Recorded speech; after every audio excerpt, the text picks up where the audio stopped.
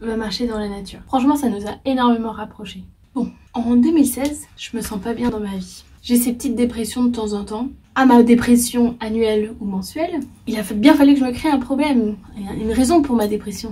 Et bim, le problème en 2016, c'est que je suis perdue dans ma vie. Je sais pas quoi faire de ma vie. Maintenant que j'ai un copain, quel est le but de ma vie? Quel est mon prochain objectif? Et donc pendant quelques mois, j'ai vraiment plus le goût à rien. Mon copain a trouvé du travail dans une nouvelle ville, donc on a changé de ville. Je n'ai pas d'amis, je ne vois personne. Je vais changer de travail, donc j'ai retrouvé du travail, mais c'est pas intellectuellement satisfaisant. Donc pas génial. Et puis comme la psychologie m'intéresse, j'ai toujours été curieuse de savoir ce que ça faisait d'aller chez un psy et je me suis dit bah tiens, c'est l'occasion, je vais aller essayer ça. Et bam, première session, qu'est-ce qu'elle me dit? Mais vous êtes anxieuse madame? Ah bon? Moi? Anxieuse? Je pensais être la personne la plus calme du monde et en fait pas du tout. Mais genre mais depuis quand? Depuis quand je suis anxieuse quoi? Et bref, la phrase de la psy, mais vous êtes anxieuse madame, c'est de l'anxiété, ça a fait un gros boom dans ma tête. Tout a changé, toute ma perception de qui j'étais a changé. J'avais plus besoin de continuer à voir le psy. Je savais quel était le problème et donc j'allais essayer de le résoudre par moi-même. Donc je me dirige vers mon ami Google parce que maintenant j'ai Google. Comment calmer l'anxiété? Et là, sport, méditation. Donc, yoga. Ça c'était ma logique, donc je me suis mis à faire du yoga. Donc bien sûr le sport en lui-même m'a aidé, la méditation m'a aidé, mais c'est le fait de me reconcentrer sur moi qui je pense m'a sorti un peu de l'anxiété. J'ai commencé à suivre les vidéos de Yoga with Adriene sur YouTube et je me suis inscrite à une salle de sport à côté du travail, toute petite, que pour femmes, parfait pour moi l'introvertie.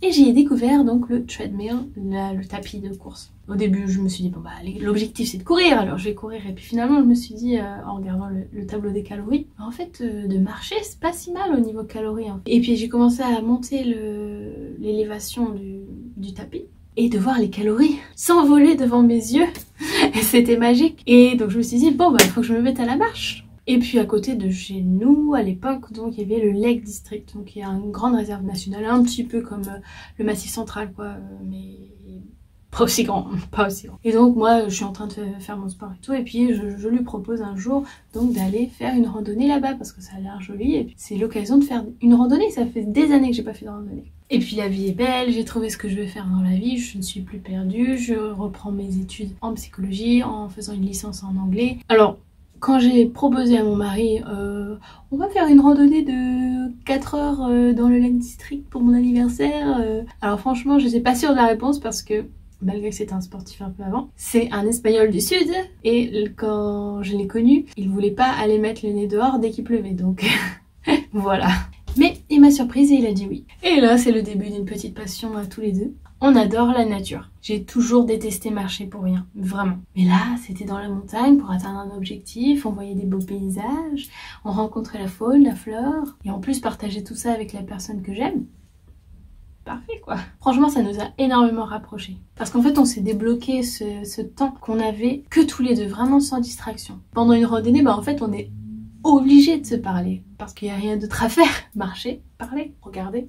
Dans l'ère de la technologie et des réseaux sociaux, etc., on ne prend pas toujours le temps de se poser et de parler. Et là, c'est vraiment l'occasion de vraiment se parler. Ce qu'on a envie de faire dans la vie, ce qu'on n'a pas envie de faire, ce qu'on aime. Ça permet un temps de réflexion sur soi, sur le couple, toutes ces choses. Qu'on abordait au début d'une relation, mais qu'au bout de quelques années, ben, on pense plus à en parler en fait. Mais aussi ça renforce un couple d'être face à des difficultés. Parce que oui, des difficultés, on en a eu plein.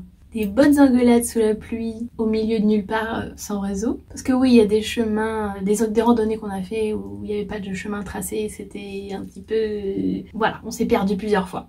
Mais ça faisait en mode, on est en mission, on est des aventuriers, il faut qu'on retrouve notre chemin, on est dans l'inconnu. J'ai rencontré donc voilà, la faune et la flore de manière impromptue. C'est des découvertes. On redevient un peu des enfants en fait. Et en fait, au final, on se rend pas compte qu'on fait du sport.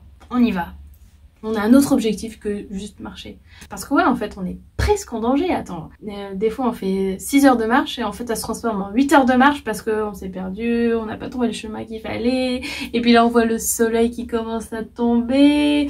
On se dit oula, où est-ce qu'on va se retrouver?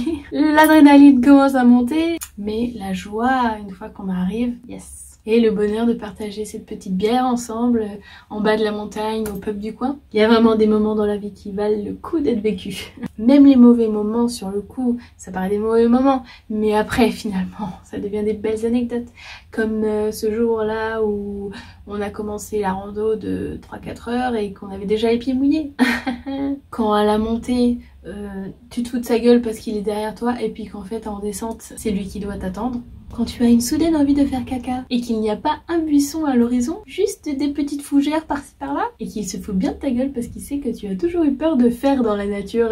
Ou quand on se gueule dessus parce qu'on ne comprend pas les indications du chemin. Je rappelle des indications en anglais. Qu'est-ce qu'un cairn? Qui le sait? Mais c'est pas grave parce que tu as quelqu'un avec qui partager ces anecdotes.